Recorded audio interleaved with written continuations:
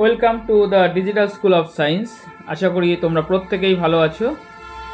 আজকের ক্লাসে আলোচনা করব চিহ্নের নিয়ম বা সাইন কনভেনশন। এটা অত্যন্ত গুরুত্বপূর্ণ একটা টপিক। হয়তো চিহ্নের নিয়ম কাকে বলে বা সাইন কনভেনশন কাকে বলে সরাসরি কোয়েশ্চেন আসবে না, কিন্তু এই নিয়মটা না জানা থাকলে তোমরা দর্পণ বা লেন্স সম্পর্কিত কোনো অঙ্ক করতে পারবে না, কারণ চিহ্নের নিয়মটা সেখানে খুবই গুরুত্বপূর্ণ। তো চলো এই চিহ্নের নিয়মটা কি আমরা খুব সহজভাবে বোঝার চেষ্টা করি। তো তার জন্য প্রথমেই আমি একটি চিত্র অঙ্কন করে নিলাম। তোমরা দেখতে পাচ্ছ এটা একটা অবতল দর্পণ, এবং অবতল দর্পণের এই যে বিন্দুটা দেখছো এটাকে আমরা বলছি মেরু, অর্থাৎ মেরু বিন্দুটাকে আমরা ও দ্বারা প্রকাশ করছি। এবং এটা হচ্ছে মুখ্য ফোকাস বা প্রধান ফোকাস যেটা, আর এটা হলো বক্রতা কেন্দ্র।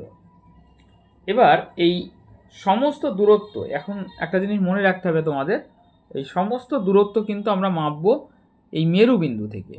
তাহলে মেরু বিন্দু থেকে ফোকাসের দূরত্ব এটা কত হবে? ও এফ। মেরু বিন্দু থেকে বক্রতা ব্যাসার্ধ এটা কত হবে?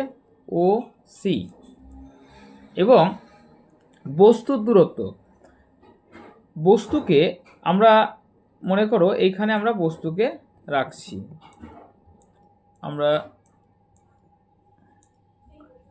ধরো এইখানে আমি একটি বস্তুকে রাখছি।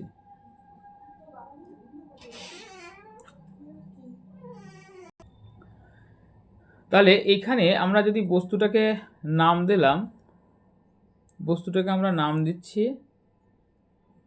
পি, আর এটা হচ্ছে কিউ। তাহলে এইখান থেকে দেখো বস্তুর দূরত্ব কত হচ্ছে? O Q.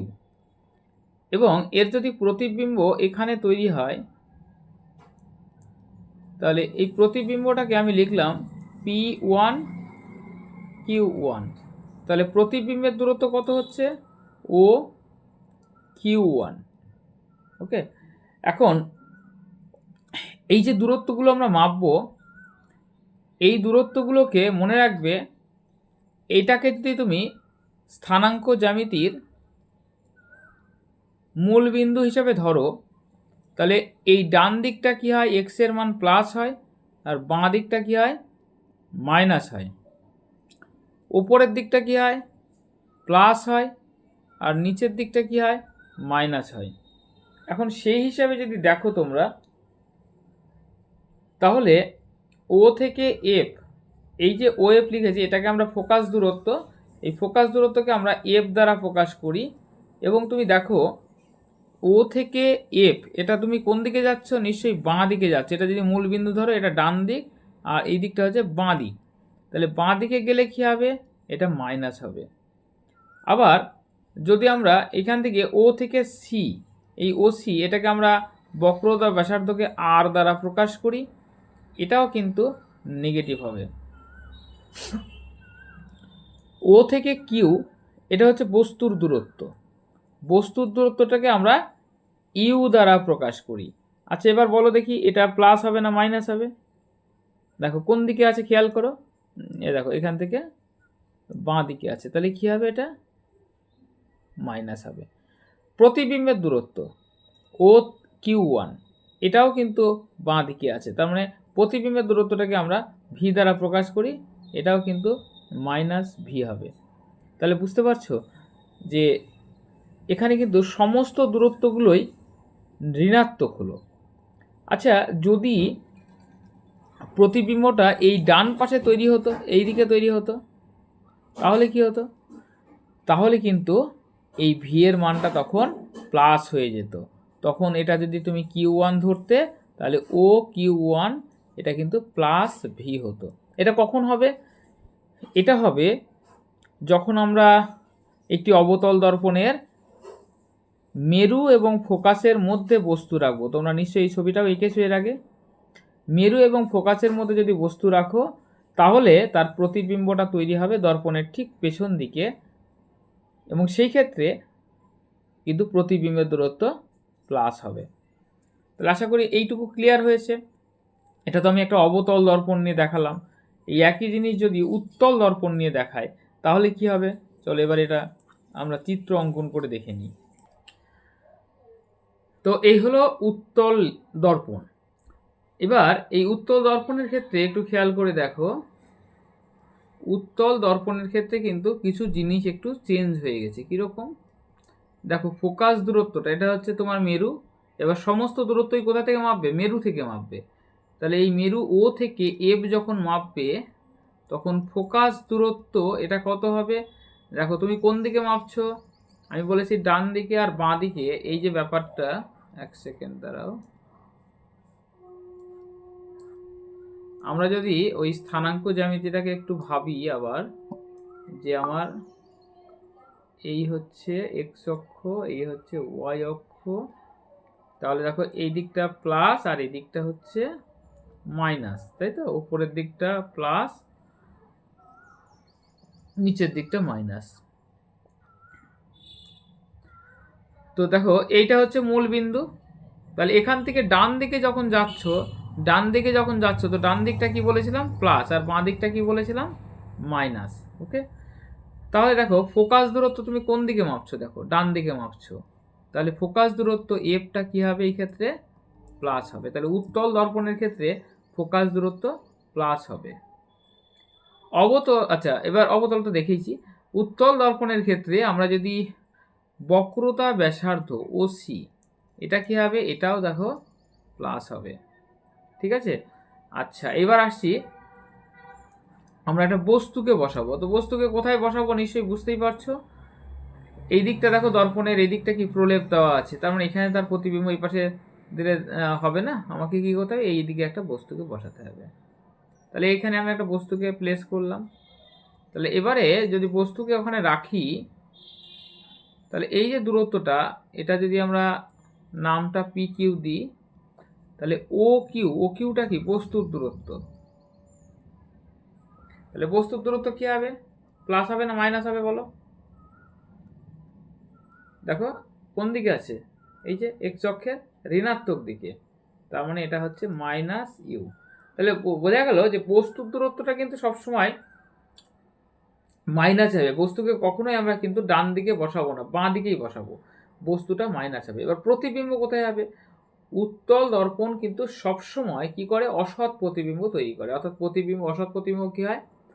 দর্পণের যে পাশে বস্তু থাকে তার ঠিক বিপরীত দিকে প্রতিবিম্ব তৈরি হয়। তাহলে এই বস্তুটার প্রতিবিম্ব এই পাশে তৈরি হবে, অর্থাৎ এই দিকে মনে করো এখানে একটা প্রতিবিম্ব তৈরি হলো, এটার নাম দিলাম P1 Q1।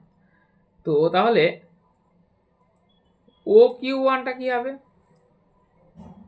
ও কিউ1টা হবে, দেখো এটা যে প্রতিবিম্বের দূরত্ব, এটা হবে প্লাস ভি, কারণ আমরা ডান দিকে মাপছি।